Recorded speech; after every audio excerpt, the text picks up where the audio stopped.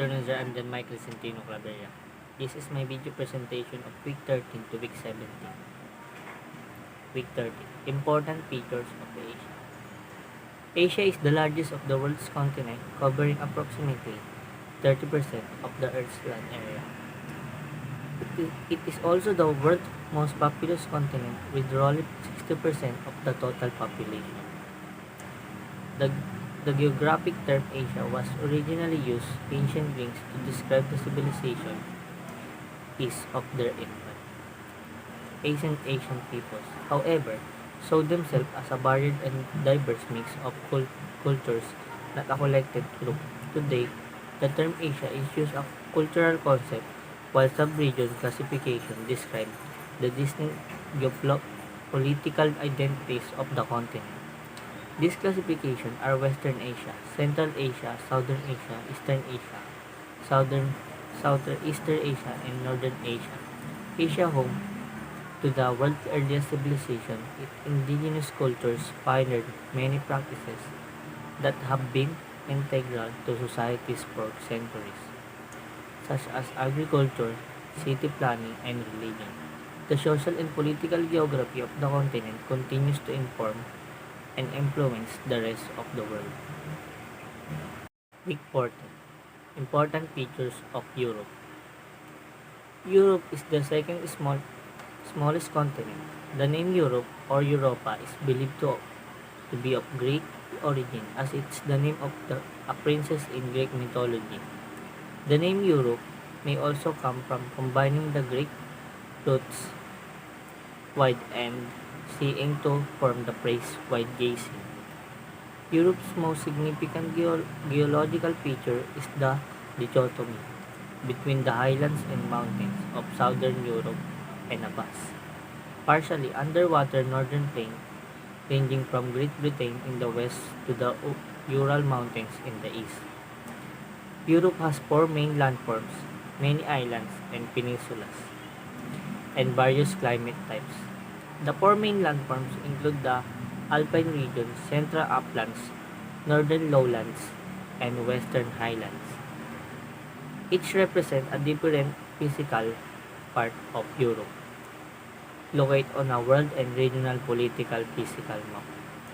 The Danube River, Rhine River, English Channel, Mediterranean Sea, European Plain, and Alps, Pyrenees, Ural Mountains, Iberian Peninsula, and Scandinavian Peninsula.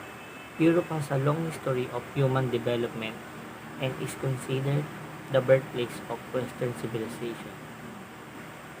Historic culture indigenous cultures shaped and were shaped by a varied geography of Europe. Physical features were rather related phenomena and local resources had a deep impact on how historic European cultures prospered, interacted, and believed their world worked. Week 15.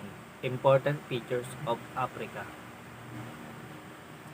Africa is the world's second largest and second most populous continent, after Asia, in the both cases. At about 30.3 million kilometers including adjacent islands, it covers 6% of Earth's total surface area, its land area, with 1.3 billion people of 2018. It accounts for about 16% of the world's human population. Africa has 8 major physical regions: the Sahara, the Sahel, the Ethiopia highlands, the savanna, the Somali coast, the rainforest, the African Great West, and Southern Africa.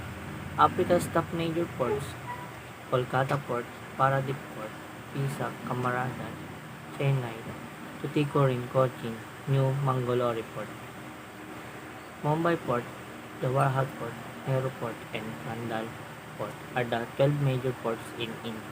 The least populous capital city in Africa is Maseru in Lesotho, with a population of 14,000. The least populous capital city in Africa is Maseru in Lesotho, with a population of 14,000. People in Africa is now widely recognized as the birthplace of the Hominidae, the taxonomic family to which modern humans belong. Archaeological evidence indicates that the continent has been inhabited by humans and their forebears for some 4 million years or more. Anatomically modern humans are believed to have appeared as early as 200,000 years ago in the eastern region of sub-Saharan Africa. Somewhat later, those early humans spread into northern Africa and the Middle East and ultimately to the rest of the world. Week 16. Important features of America. The USA is a country of 50 states covering a vast swath of North America, with Alaska in the northwest and Hawaii extending the nation's presence in the Pacific Ocean.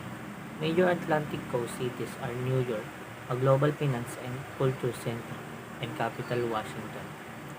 Midwestern metropolis Chicago is known for influential architecture, and on the West Coast, Los Angeles, Hollywood is famed for filmmaking. North America can be divided into five physical regions: the Mountains West, the Great Plains, the Canadian Shield, the Far Eastern region, and the Caribbean Mexico. And Central America's western coast are connected to the mountainous west, while its lowlands and coastal plains extend into the eastern region. The Americas' landforms, mountain hills, plateaus, and plains are the four major types of landforms. Minor landforms include both canyons, valleys, and basins. Tectonic plate movement under the earth can create landforms by pushing up mountains and hills. Some values and characteristics of American culture include independence, privacy, equality, timeliness, informality, achievement, directness, future orientation. Week 17. Important features of Australia. Australia.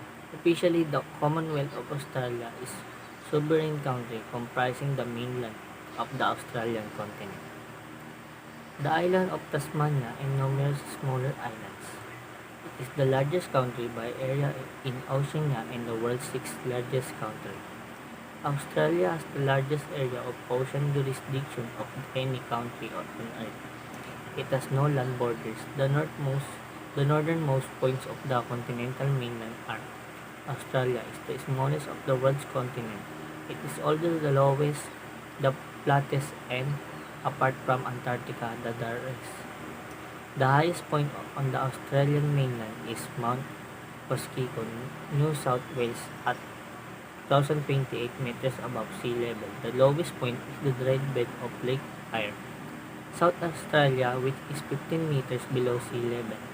The mainland and Tasmania are surrounded by many thousands of small islands and numerous larger ones.